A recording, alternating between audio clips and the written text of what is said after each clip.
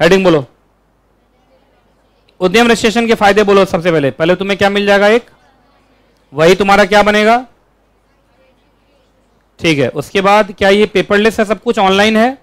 क्या इसमें किसी CA/CS का कोई सर्टिफिकेट चाहिए या सेल्फ डिक्लेरेशन? क्या रिन्यूअल की जरूरत है? क्या एक्टिविटी के लिए है कि 2-4 एक्टिविटी है? Any number of activity. देखो मैं जैसे टिक मारता हूं सबसे जरूरी होता है ये, जैसे हम बॉक्स एनी नंबर के बाद बॉक्स मार दिया मैंने, इसका मतलब एनी नंबर को एम्फेसाइज करना है। एनी नंबर का मतलब 100, 200, 500 जितना एक्टिविटी करना करो। अच्छा, उद्यम रजिस्ट्रेशन के बाद क्या MSME को बहुत सारे फायदे होंगे, क्योंकि यही रजिस्ट्रेशन नंबर दिखा के सरकार से आप क्या लेंगे, MSME बेनिफिट लेंगे। क्या लेंगे? MSME benefit. और उसके बाद बैंक से भी आपको क्या मिलेगा बताइए, नॉर्मल लेंडिंग होगा या प्रायोरिटी सेक्टर लेंडिंग होगा? हाँ, प्रायोरिटी सेक्टर लेंडिंग का मतलब है कि बैंक पहले गरीबों को लोन देता है, तो ये गरीब बिजनेस है। उद्यम में कौन जाते हैं? जो गरीब बिजनेस, माइक्रो स्मॉल मीडियम ही तो जाते हैं। माइक्रो स्मॉल मीडियम कौन होता है? गरीब। हेडिंग बोलो। अब देखो इसको तुमको याद करना पड़ेगा, ठीक है। इसमें कुछ ना टेंडर प्रोसेस है जो टेंडर में काम आता है, आपको याद करना पड़ेगा। अगर आपके पास उद्यम रजिस्ट्रेशन नंबर है, क्या है? उद्यम, इसका मतलब आप MSME है, इसका मतलब आप क्या है? MSME। तो सुनिए, क्या आपको टेंडर सेट जो मिलेगा पैसा दे के मिलेगा या फ्री ऑफ कॉस्ट? मतलब टेंडर भरने का पैसा इनको लगेगा नहीं। अगला, जो EMD जमा करना होता है, अब ये सब क्या होता है वो छोड़ दो, ये सब तुम्हारा क्या है प्रोफेशनल में ड्राफ्टिंग में ये सब पढ़ाता हूँ। EMD सब क्या होता है बस आप ही समझिए, EMD से एग्जेम्प्टेड है। EMD से क्या है? एग्जेम्प्टेड है, ठीक है। चलिए अगला, अब देखिए जब भी ये टेंडर में पार्टिसिपेशन करेंगे, जो MSE, अच्छा एक बात याद रखना, ये M के लिए नहीं है, सिर्फ माइक्रो एंड स्मॉल के लिए, only for micro and small. कैसे पता चला?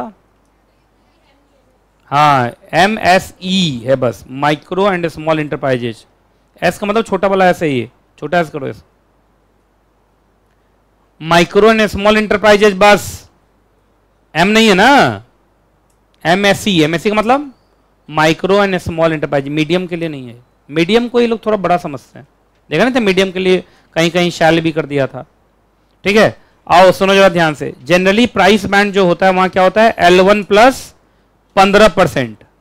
देखो लिखा ना, देखो MSE quoting price within इतना है, shall also be allowed to supply a portion of up to 25% of requirement by bringing down their price to L1 prices where L1 is non MSE। अब ये बात सुनो, मेरी बात को ध्यान से सुनो।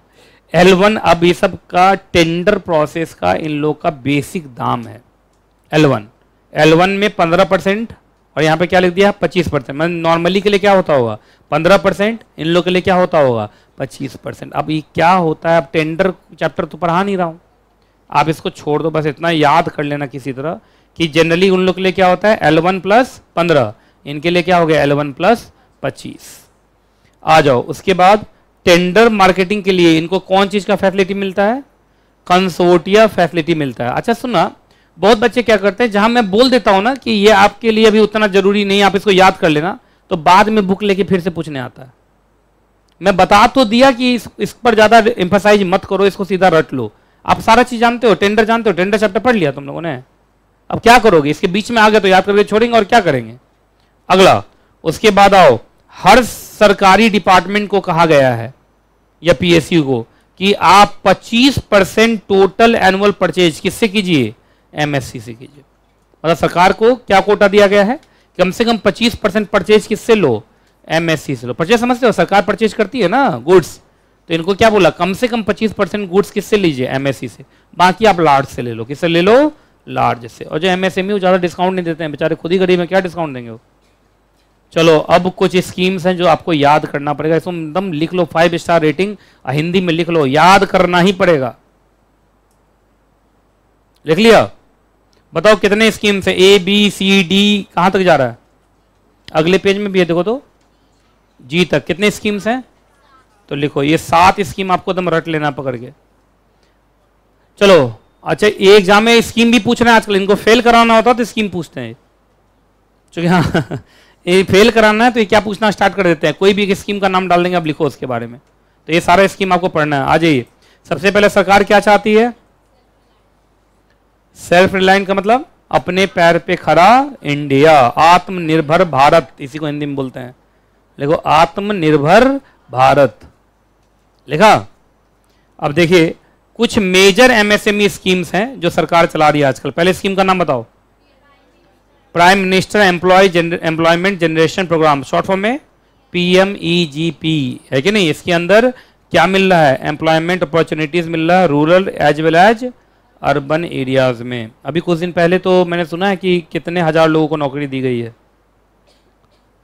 हाँ, हमें तो पता नहीं चला। आजकल ऑनलाइन बांटा जाता है ना नौकरी का सर्टिफिकेट। 20,000 25,000 ऐसे कुछ लोगों को नौकरी दी गई है। दूसरा, क्या ये second loan for upgradation of existing PMEGP मुद्रा यूनिट, मतलब क्या एक ही बार लोन मिलेगा या दोबारा भी लोन मिल जाता है आजकल?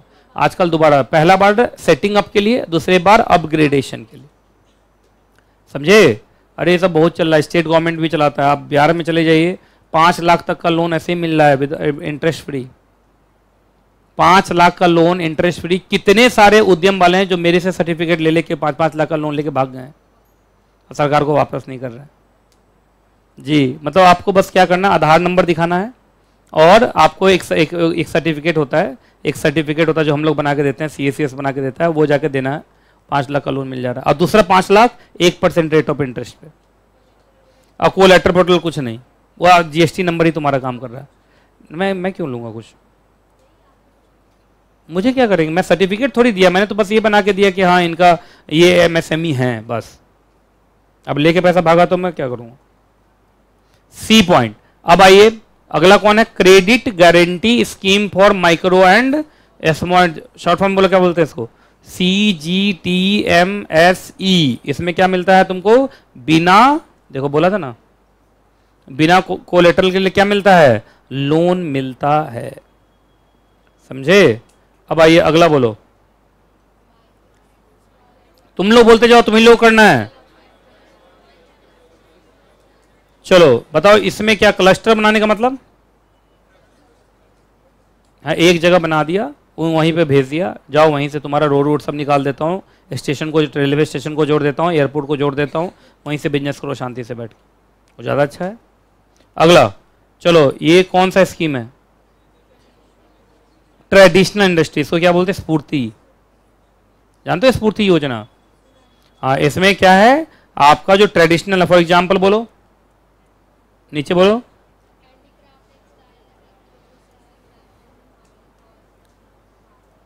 इन लोगों को बढ़ावा दिया जा रहा है, ठीक है। आप में से कितने बच्चे खादी के कपड़े पहनते हैं? पहनते हो? और लोग खादी के पहनते हो? और बाकी लोग?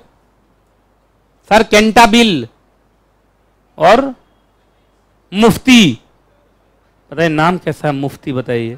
उस दुकान में जाने में भी शर्म आता है कि मुफ्ती।